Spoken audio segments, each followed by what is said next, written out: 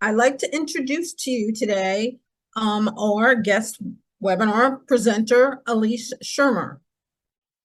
She is a PhD student and adjunct faculty member at the University of Rochester, New York.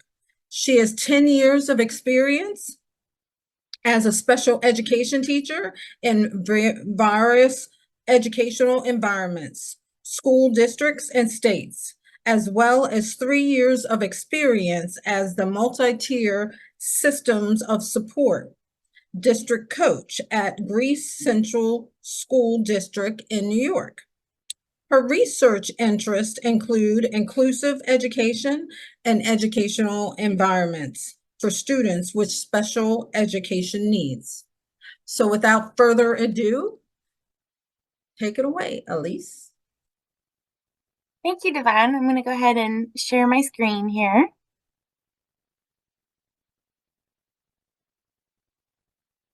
Okay. All right. So thank you for coming to this webinar, Comparing Educational Environments, a Systematic Literature Review of Empirical Results. And just following up on that introduction, I was a classroom teacher, special education teacher for 10 years. 6 of those years were in Baltimore, Maryland as the 7th grade co-teacher. It was a co-teaching model throughout the day. And then 2 years after that, I was a classroom teacher of a 2nd grade in Batavia, New York, as the general education teacher of an inclusive classroom. And then 2 years after that, I was the special education teacher of an 811 autism classroom in Greece Central District, New York. Now I'm in my 3rd year as the MTSS, Multi-Tiered Systems of Support District Coach. And that in this role, I really support our schools in the district with their tiered interventions for all their students. Mostly in the areas of social emotional learning or behavioral. We're doing a lot with attendance too. I am a PhD student, as Devon said, at University of Rochester. I'm in the teaching and curriculum program with the goal to become a professor and teacher educator. I have got about 1.5 to 2 years left. I'm enjoying it. It's just taking a while. And then I'm also an adjunct professor at University of Rochester. The classes I teach right now are instructional strategies for inclusive classrooms, teaching and learning in inclusive classrooms, and assessment in instructional context. And this is the first webinar I have ever done, so I'm not sure how it will work with the chat option, but I was curious of where everyone was coming in from. I'm coming in from Rochester, New York, and I'm not sure I can see the chat option, so I'm just going to keep moving forward with the presentation here. And again, welcome everyone for coming, welcome everyone to this webinar. So I had a couple burning questions as it relates to inclusive education. So I went through and did a systematic literature review. So what I'm going to do for this webinar here is just go through the questions that I had, as well as how I moved forward with some research to get more information to answer those questions, if there were answers. And so I'll explain my methods of how I did that, as well as what I found after I did that. So first, before we move on, I just want to make sure we're all on the same page when it comes to different definitions.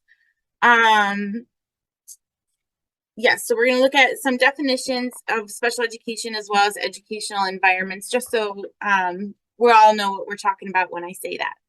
So this might look familiar to you. It comes from IDEA, the Individuals with Disabilities Education Act of 2004.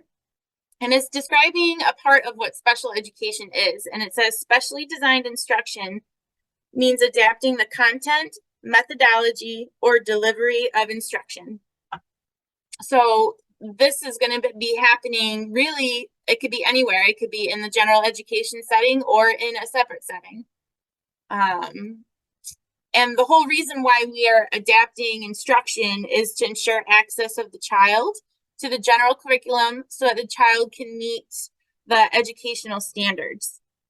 So I just wanted to bring this up because when we're talking about educational environments and special education, it doesn't mean really a location, right? We're not really talking specifically about different types of locations or rooms or schools. We're talking about the type of instruction that's being delivered. That's so that the child can meet the educational standards.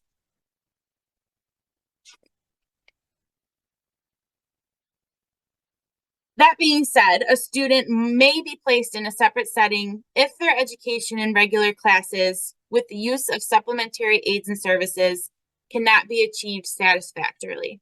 So really our goal is to be as inclusive as possible, meaning students are going to be with their typical same age peers, their general education environments as much as possible with supplementary aids and services. And then if that's not working, we might start pulling them into separate settings to give additional support. So when we're looking at that, there's some categories that we look at as a country, as the US, that gets reported to Congress every year. And it's listed into 4 different categories. And it's about how much time the student spends in the general education environment. So the first category is spending 80% or more of the day with the general education peers in that setting. So we might be talking about a consult service where they're with the in the general education setting all day, and a special education teacher or other support staff consults and supports throughout the day, or even a co-teaching model, which is what I'm really familiar with in the beginning of my career, which was a general education teacher and a special education teacher working together throughout the day. The next category is when they're spending 40% through 79% of the day in the general education environment. So this might look something like using resource rooms. So they may spend some time in the general education classroom, but then get pulled for a resource room for a certain amount each day. The next category is students spending less than 40% of their day in the general education setting. So this might look like separate classrooms, a special education classroom, which is also I have experience with when I was the 811 special education teacher of an autism classroom. And you'll often see those numbers or those ratios for special classrooms. So 811 stands for 8 students with 1 teacher plus a teaching assistant. And then the last category is other environments. So that might be something in a separate school, such as maybe they're in home hospital or in a correctional facility. So like I briefly mentioned, this is information that gets reported to Congress every year based on or with a goal to see how is IDEA being implemented, how is it going. So the information that I looked at, which was the most recent, is the 44th annual report to Congress. That was in 2022 is when it was published. However, it's data from 2020. So we're talking about 4 years, 3 or 4 years ago, depending on, they usually collect this data in the fall. So in the fall of 2020, we have this data here. So this large piece here, this darkened spot, is how many students were spending time inside the regular class for more than 80% of the day. So that here says 66.2%. So more than half, a good chunk. However, that's not everybody. We still had 16.4% through in the 40% through 79% range. And then 12.5% spending less than 40% of the day. And then other environments was 4.9%. So when you're looking at that, when you add up all the sections that are not fully or not inclusive for 80% or more of the day, that added up to being 33.8% of our students being separated, which is about a third. So in our country, about a third of students who receive special education services or instruction are pulled from the general education classroom. And if you dive even further into that report, it's different throughout the country. So that was our average, 33%. But it's different by state. States collected this information too. So some states went as high as 54.8% of students being pulled from the general education classroom, and as low as 16.1% being pulled. And just for your awareness, the 54.8% came from New Jersey, and the 16.1% came from Alabama. But what that tells me is that it might not be so much about what the student needs, whether they're being pulled or not, but where they are in the country. So I kind of have some feels about that one, because it shouldn't be about where you live, right? That's when we start talking about equity issues. If a student's being pulled from the general education setting, that's because they need it. Their education needs it. And I had some feels about this as well, because like I said, in the beginning of my career, I was in fully inclusive districts. And now towards the end of my teaching career, when I was in the classroom, there were separate programs. And the students that I had in the separate program, I knew if they lived in a different state or even a different district, they would be fully included. So I'm starting to wonder, does it matter, right? Does the location matter? And if it does, how much? So in theory, when you look into different theoretical frameworks, it does matter. The different environments, and the environment has a huge impact on the learning that the students engage in. So just a few theoretical frameworks to keep in mind is Vygotsky's social constructivism theory, as well as Bandura's social learning theory. Both of those theories are all about the social environment, like the social interactions that the student is having or that the individual is having. So according to those theoretical frameworks, the social piece, the people who are around each other, matter. Brofenbrenner's ecological systems theory looks at the surrounding environments, right? It's our model where we've got like the student as the center, and then different like they've got their home next, and then the classroom, and then the community. So it's looking at the ecological systems, right? The surrounding environments having an impact on learning. And then there's also group processes theory by Jackson and colleagues in 2008. And they, in their research, their theory stands that relationships among students are primary factors for how information is acquired, extended, revised, and retained. So essentially, based on all of these theories, and there's more, but these ones that I've highlighted, different settings will invariably have different outcomes. So if we have a student who is in a general education setting, that's invariably, no matter what we do, going to be different than if they're in a separate setting, just because of the social dynamics of those settings are different. So those are theories, but I was really wanting to know, what did empirical research say? Has there been studies done comparing these environments? So that brought me to two questions that I'm going to show to you.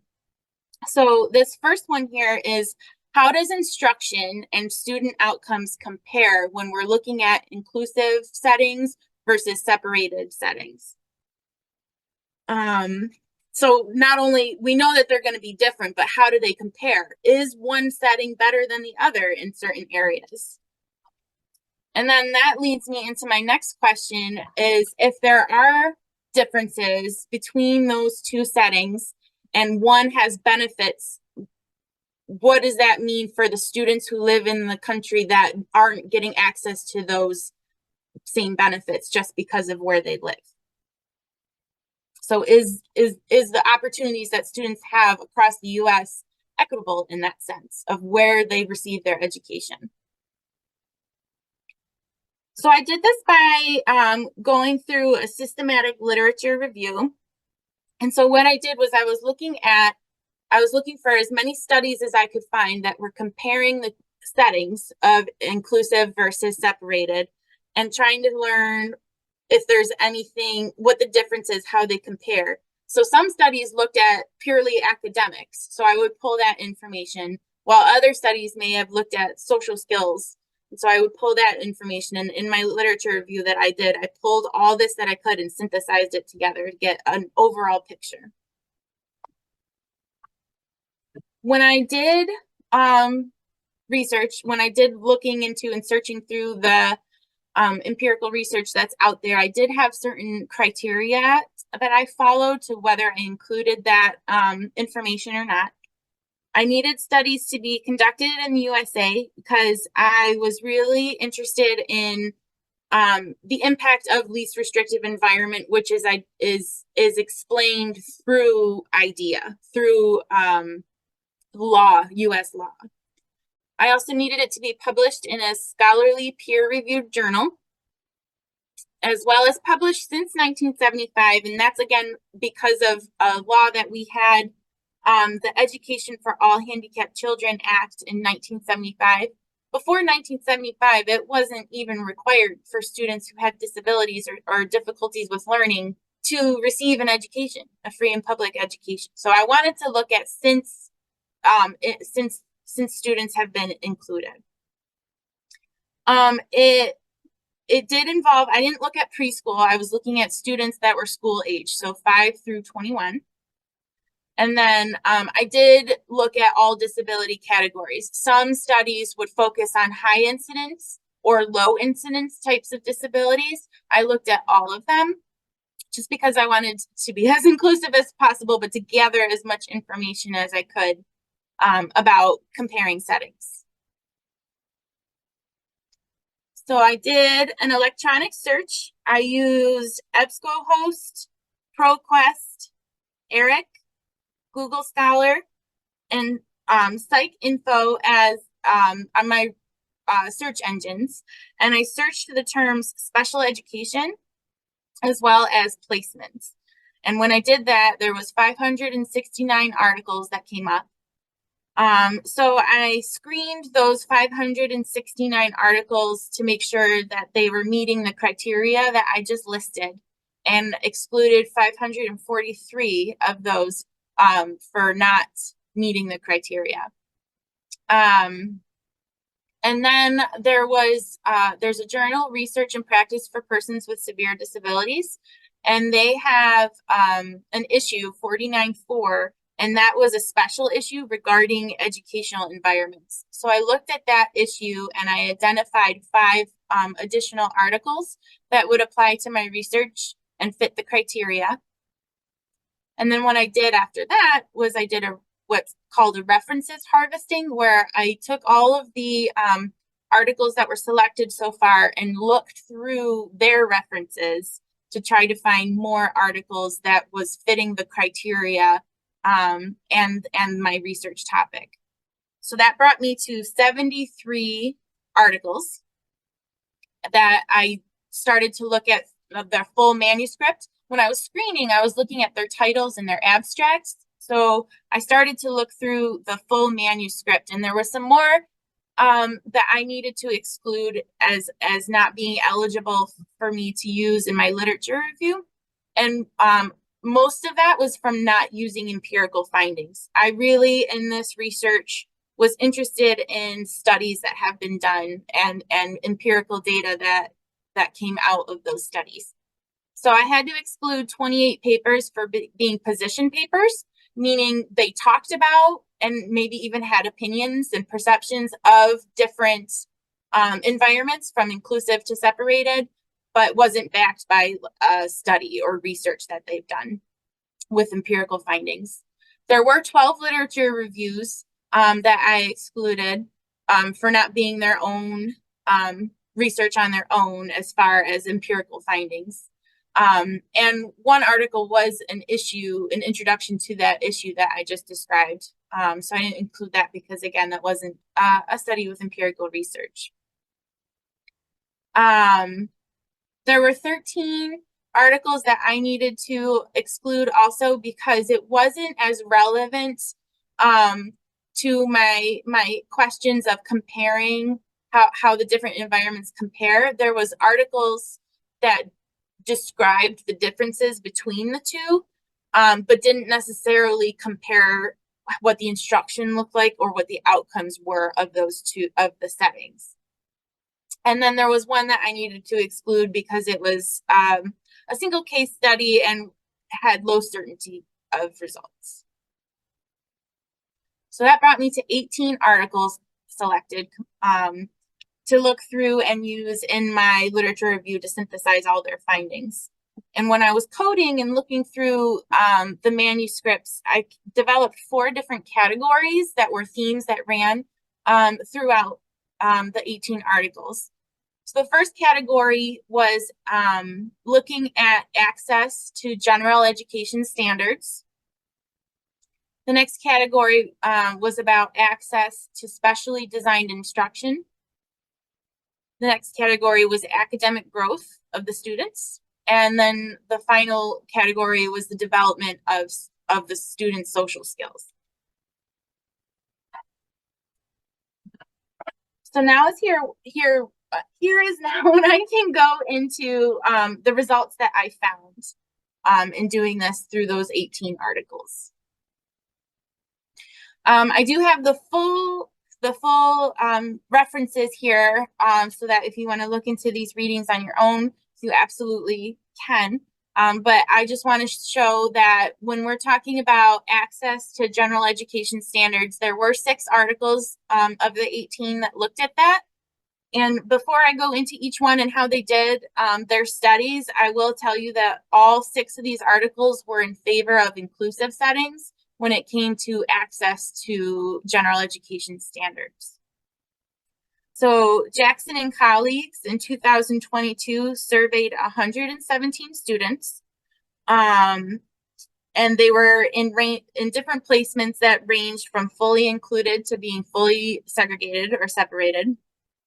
And they found that they were looking at math and language arts skills, and they found that their access to the general education standards decreased as they were in settings that were more and more restrictive. And they found that their access to it changed based on the conversations that the classroom was having.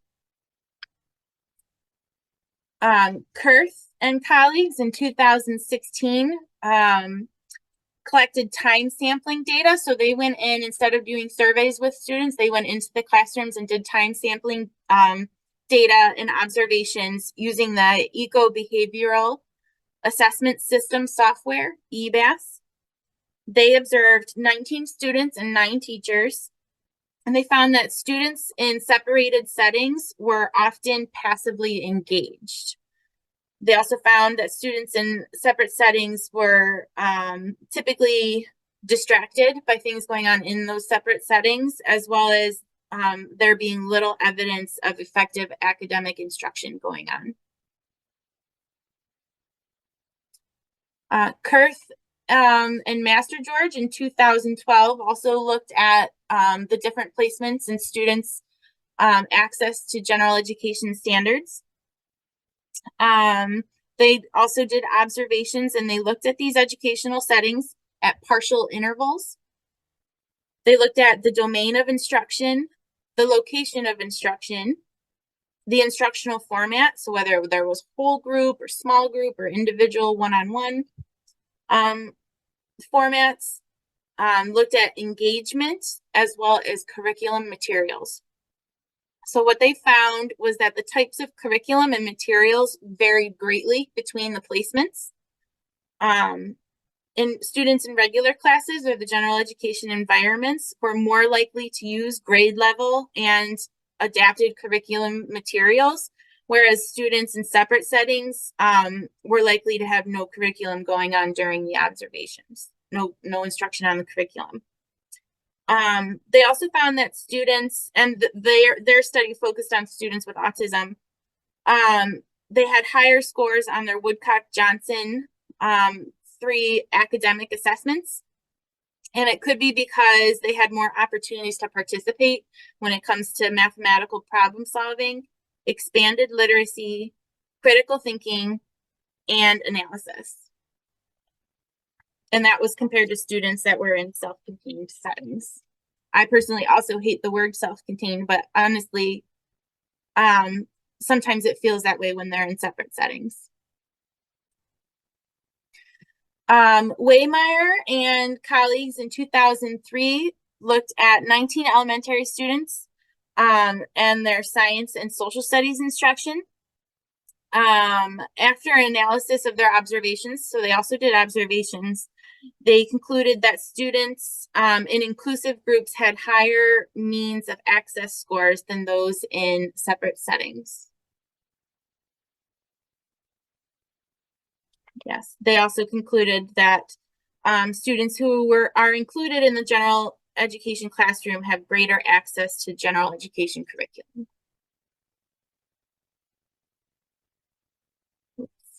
I'm going a little out of order here with clicking my my slides, so I'll continue.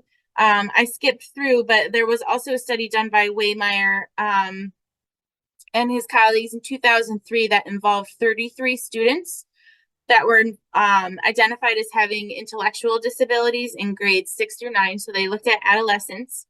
They also conducted observations over a 7-month period. And there was an average observation of 202 minutes per student in their study. And they found that students with intellectual disabilities who were in inclusive settings were consistently more likely, with 40% more intervals, to be participating on tasks related to general education standards.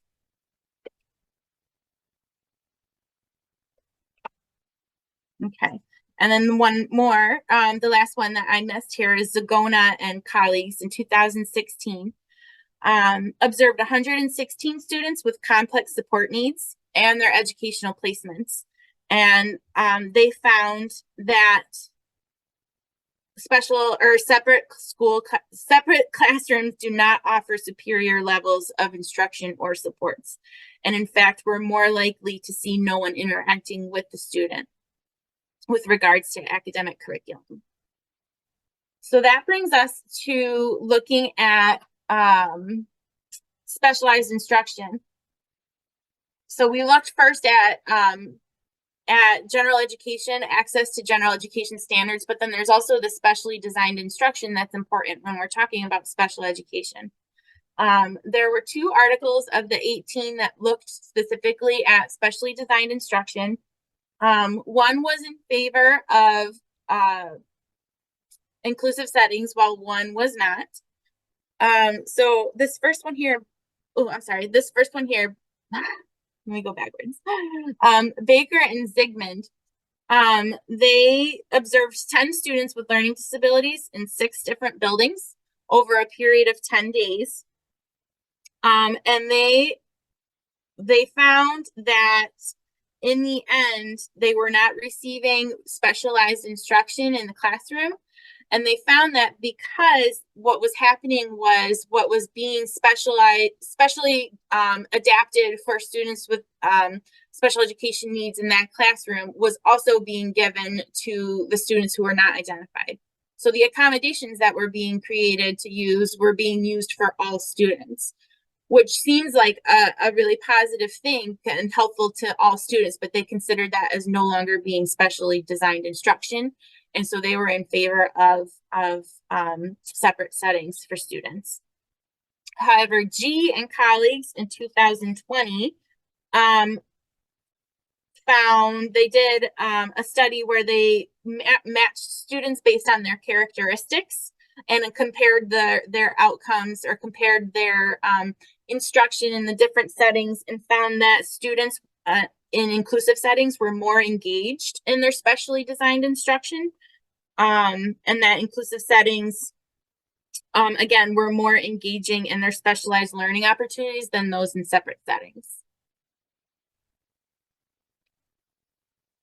Okay. So that's talking a lot about instruction. We're looking at the academics, we're looking at the social skills, or we haven't looked at social skills yet, but we're looking at their general education standards as well as their specialized instruction.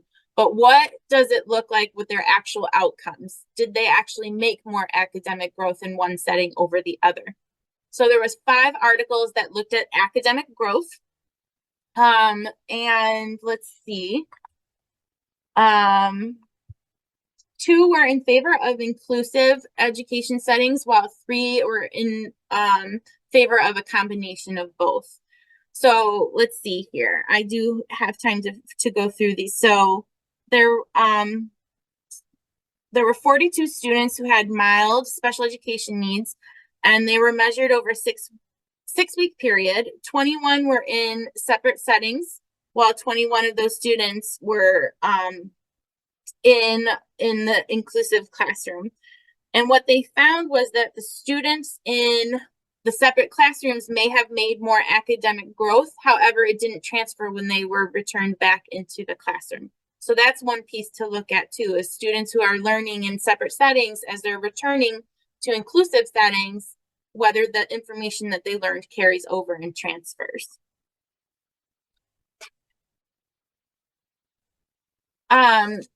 In 2015, they did randomized control trials over 3 years to measure the academic growth on operations with fractions, and then divided participants into 2 groups. Again, with the theme, those going in general education settings and then others going in separate settings.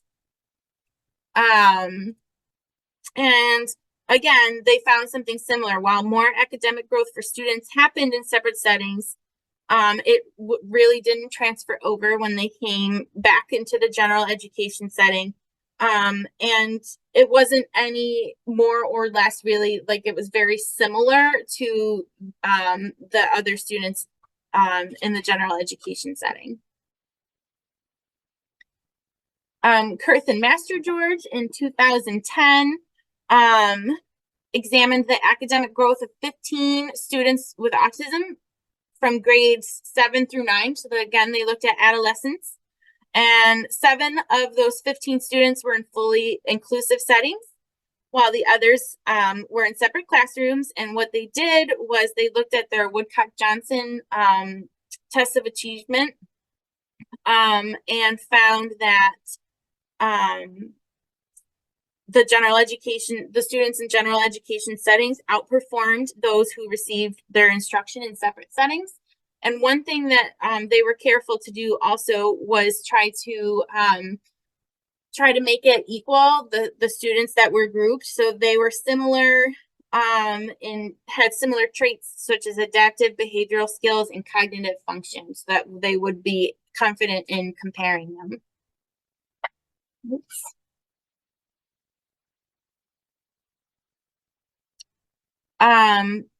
So Marston in 1996 looked at 240 students using curriculum-based measures in the beginning of the school year and in the end of the school year, and compared students that were in inclusive settings versus those that were in pull-out services such as resource rooms.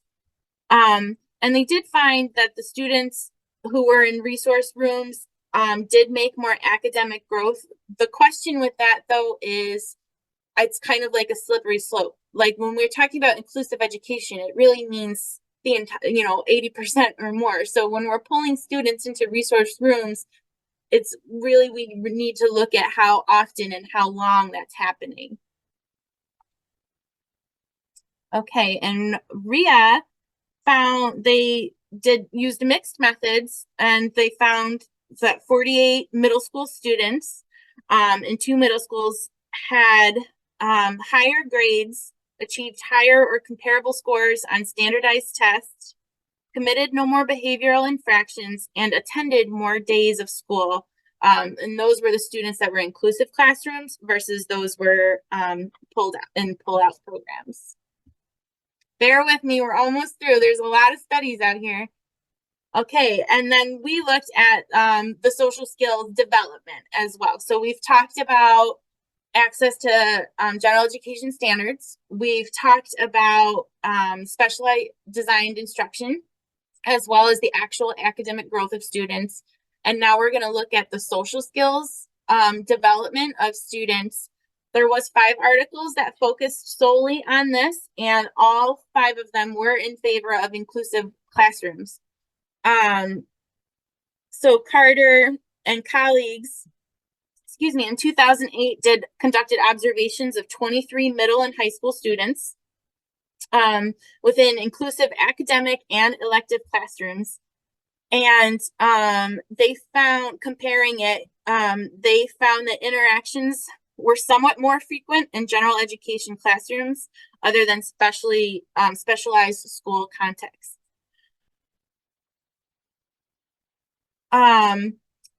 Let's see here. Feldman is next. Feldman in 2006 and colleagues in 2016 also did full-length observations of 324 classes with 108 high school students, and found the same thing that we've been talking about, that there's more access and more development with their social skills. However, they also said they noticed when they were doing their observations that it's not just being in the same room, right? So we might have students who are inclusive rooms, but still in the side and not participating and engaging with each other. So that's an important part too. When we're talking about inclusive education, it's not, again, not just the location. We're talking about the interactions that they're having. All that being said, being in the same room is kind of a prerequisite to that. So it is worth looking at. Fisher and Meyer in 2002 conducted a 2-year quantitative study. They used, they looked at assessment results of the assessment of social confidence. And they found that students that were in general education settings made greater gains in initiating conversation, as well as coping with negative situations. Jameson in 2022 evaluated 92 students in elementary school by adapting the social connections and relationships assessment, the SCRA. And they found that if students were not in placements where interactions with their non-identified peers was possible, their development in social skills was compromised. And also, finally, Santillan and colleagues in 2019, they conducted friendship surveys as well as observed playground interactions of 55 students. 42 were in general education classrooms. Oh no, I'm sorry, 55 students total in a total of 42 classrooms with 16 different elementary schools. So they really did a wide range with their surveys and their observations. And they found that students that were in inclusive settings had higher peer playground engagement, more possibilities to interact with their peers, better engagement, and more social skills development than those that were in separate environments. All right, so looking at all of that, it's time to talk about synthesize it now, right? We went through a lot of different studies. We heard a lot of different themes, but let's kind of go back and look at it. So based on my research question 1, is there a difference and does one have more benefits than the other?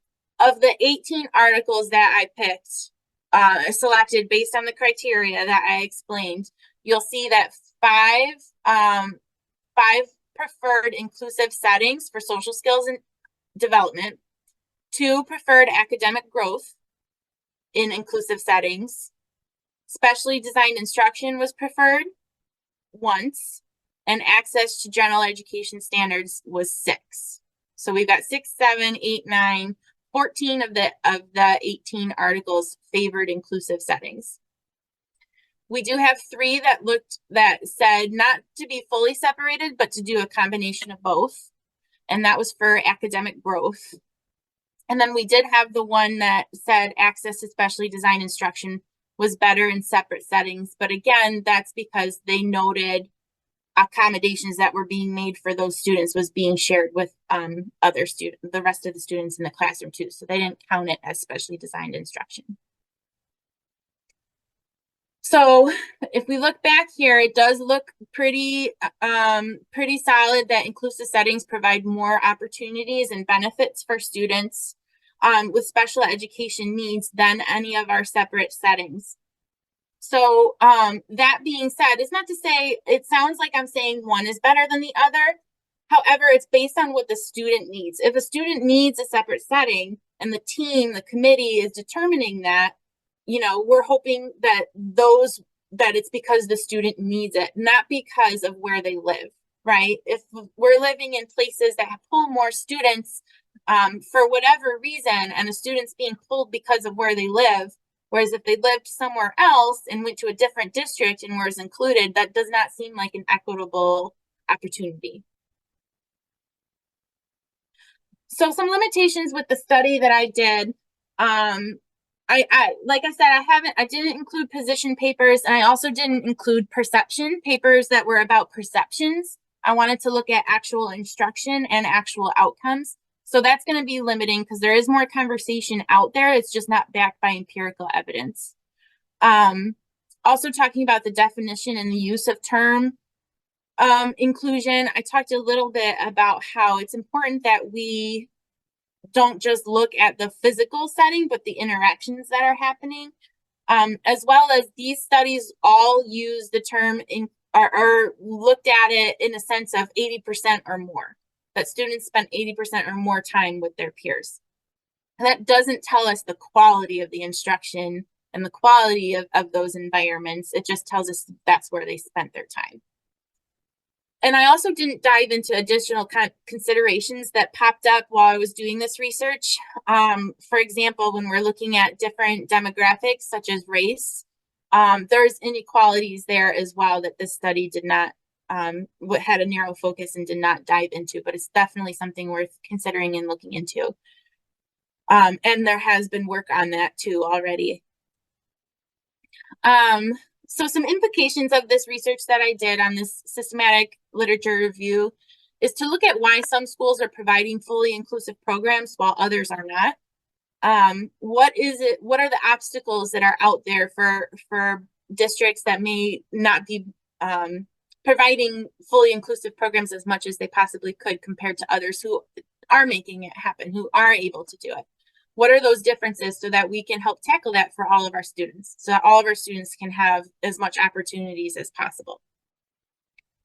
And some other implications for practice is for families and team members to know this, right? So when we're sitting at a meeting, a committee of special education or an IEP meeting, and we're making a decision about placement, is everyone at the table aware of this research, that there are of the benefits of being more inclusive, why we use the least restrictive environment as much as possible? So that in practice, I think is important to think of too. So that's kind of the gist of the literature review that I did. And you can find me, I'm on X as Elyse Schirmer, as well as there's my email address there. And I'm open to spending this time now answering any questions that you may have. Let me see. Yes, use the raise feature if you like to ask questions. And you can be unmuted to speak.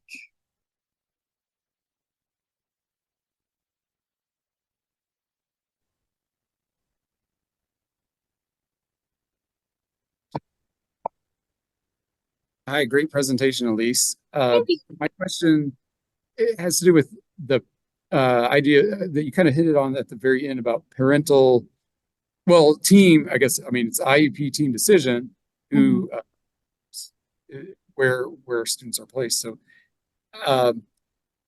but at the same time, you also mentioned that schools tend to either be, have more options of inclusive options or less inclusive options.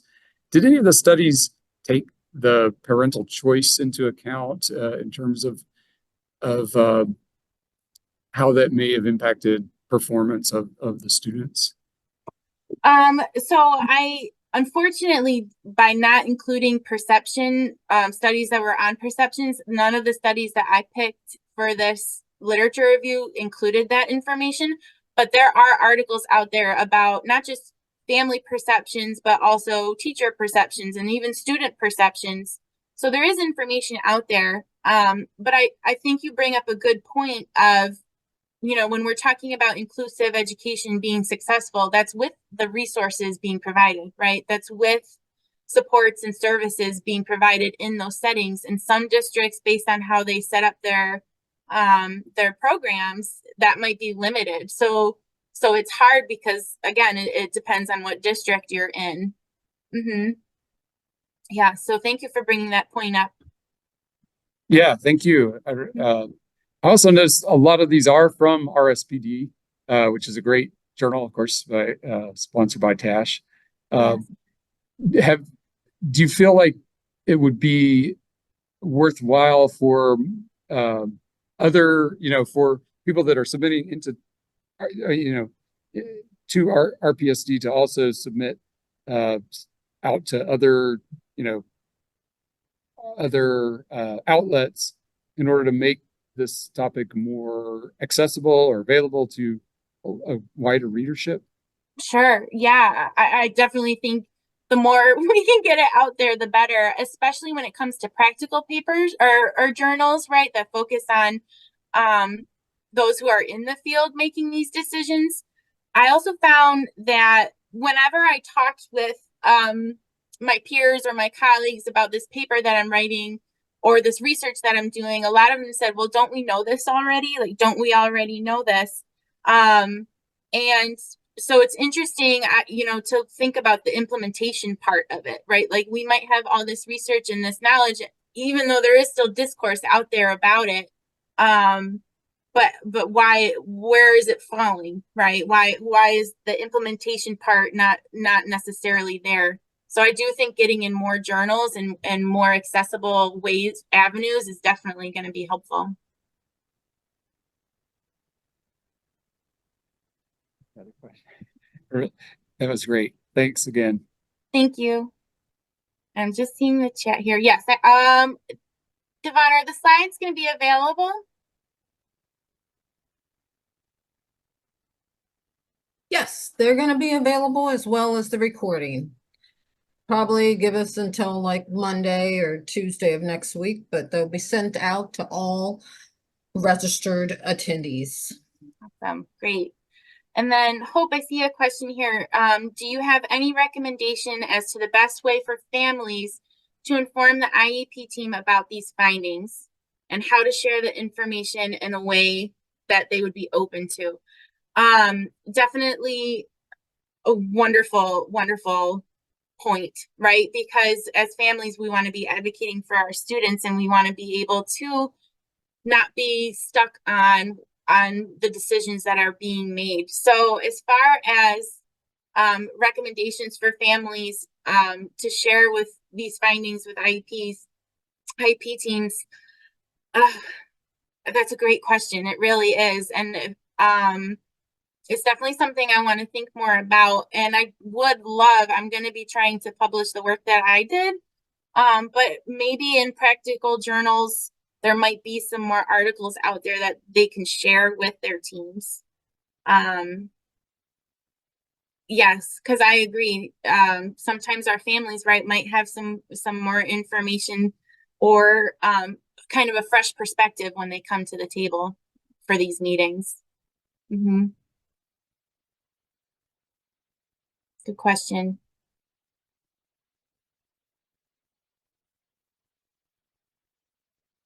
Any other questions? I think I unmuted someone. You can go on and speak. Yeah, so my question was, were there any studies during your search that specifically targeted teachers who taught students in segregated classrooms and their attitudes towards inclusion? Were they supportive of moving their students to inclusive settings, or did they feel that an inclusive setting would be a better option compared to a segregated setting? So that's one of the questions I had. Yeah. And my other question is whether you came across any related services in that discussion in any of these articles, how related services were used as agents of inclusion. Yeah. So again, I did not include articles that were about perception and perception data. I would say anecdotally with my own experience, so this is not weigh heavily by any means, is that often it depends on your experiences as far as special education teachers and their perception of inclusion. I find that teachers who have taught in inclusive settings know it's possible and have seen it happen and seen, it's hard, but seen it happen. Whereas teachers who haven't had that experience find it difficult to believe that it can happen. So Very again, true. yes. So again, bringing this awareness of our data out there, I think is really important. And then as far as related services goes, so, I mean, being done in inclusive settings is just as possible as specialized instruction, unless there's equipment involved for something like maybe physical therapy or something like that. And again, we look at 80% or more of the time really is what's considered. But as far as them also being advocates for inclusive settings, I think just spreading the word that it can happen and that it can be successful, and looking for, I think I see a note here about several publications are recent and relevant. Yeah, I find it very relevant. Some of these publications are maybe even like 10 years old, a little older than that, but still, again, in the field feels behind than the research to me. But yes, thank you for your question. Oh, Yeah, sorry. Dina? Yeah, you can go, you can talk. Hi, sorry, I wasn't sure if I was on. Can you hear me? I guess you Sure, I can. can hear you. Yep. So I've been studying this for a long time, and my early work was in inclusion in the 90s. So a few of the studies that popped up, I remember. So it was sort of fun to see what you've done. I think one of the really important what's so valuable about the work you did is you did a very exhaustive search, which I can't even imagine how much your head must have spun by doing. I'm glad you did it and not me. But I think what's really important, for so long, people have said, well, where's the data? Where's position papers are wonderful and we all love them, but they're position papers and they don't necessarily convince people. Because if you're biased in favor of inclusion, you're going to see the beauty of it, right? If you're not, you may not. So it's really what's critical, I think, is that you did look at like the real deal. You looked at the important variables that people want to measure. I have people all the time asking me, well, where's the data? Where's it? So I'm excited that you did this. I want to review some of I'm hoping it sounds like we'll get the slides, and so we can actually find some of the research that you did. I think the other thing that you didn't mention, and I'm just curious about, is, and maybe you will in your dissertation, is that some of these studies were really based on individuals with most severe disabilities, and others weren't. And in the olden days, they used to say, well, this is fine for people with more severe, but with all those kids with learning disabilities, no, they need the specialized they need specialized instruction in resource rooms. So it'd be interesting, I'm sure you're going to mention that in your work, that there may or may not be differences in what you found. I know the one study, the Zygmunt study, is on kids with learning disabilities. But it was way back in the 90s, and things today. So I'm not sure what to make of all that, but I think it's important to maybe talk about that. And I just wanted to clarify one thing you said about New Jersey. Sorry, way back when. Yeah. You said 54.8% of the kids who were more separate settings were from New Jersey, right? That they had a much higher percentage of kids rather than Alabama, which just, I was sort of floored by that, to be honest with you. But anyway, for whatever reason. There's that, and there's some further. I thank you for your points, and I appreciate it. And I think when I'm talking about additional considerations, that I should also talk about the differences based on disability categories. But as far as the rates and the differences in the range, there is some work out there of looking at geographic location, Mhm. not just by states, but actually by cities. And they're finding that it's possible, they're hypothesizing that larger districts and larger cities and more urban settings are more likely to have more students, right? They're larger, and so financially and with resources, it makes more sense in that sense to have rooms separate that students would go to versus a more rural setting where they might only have, you know, one or two in the district, so they have no choice but to be fully inclusive. So, you know, New York City being right next to New Jersey might be a factor. But yeah, there's a lot of interesting. I think absolutely that bears out when you look at cities. I'm in the Boston area, and I see that. To me, it was always where a kid lived, and then you could sort of figure out, well, what was going to be the recommendation for placement. Right. That just comes out loud and clear. And probably in New Jersey, there's some big cities. Well, I think there are big cities, but it still was pretty striking, the difference. Yeah. So that is of interest.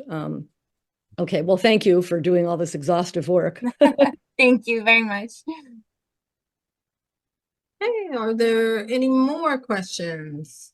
Last call. Thank you so much. Thank you. I was nervous. This was my first one. So the next webinar will be next week, next Thursday, April 25th. It's empowering autonomy, safeguarding disabled rights through community safety and self-advocacy. It's all on our website. Like I said, you will receive the recording and the slides. Just give us a couple days to do some editing and we'll get it all to you. Thank you so much for joining. Thank you.